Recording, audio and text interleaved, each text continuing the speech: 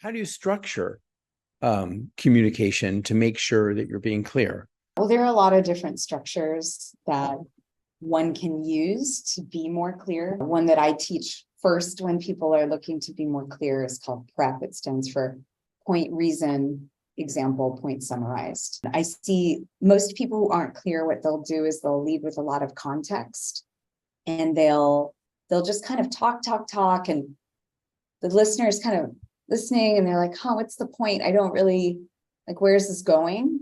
And then eventually they'll say the point, like at the end. But especially in a business context, in an American business context, we want to lead with the point. So we want to flip that. So PREP, P-R-E-P, the first P stands for point, lead with your point. Really important to do, especially in like leadership communication, like executive communication. Executives don't have time to listen to all the context. They just want to know, like, what's the point? What are you getting at? Right. And then the reason. What's the reason for that? And then an example, and then repeat it so that I remember, essentially, point summarized. So that's one structure.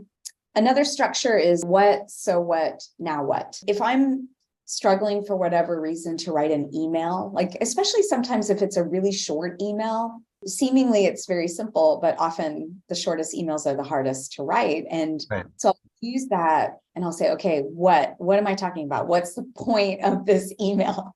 So why am I bringing it up with you right now? And then what do I need you to do? Or what are our next steps? Another structure is story structure, simple story structure. So starting with a problem, solution, results. We make more sense of things when they're in these structures versus a lot of contextual rambling that we don't know where it's going. It's really stressful, actually, for the human mind to listen to stuff that they don't know where to file it.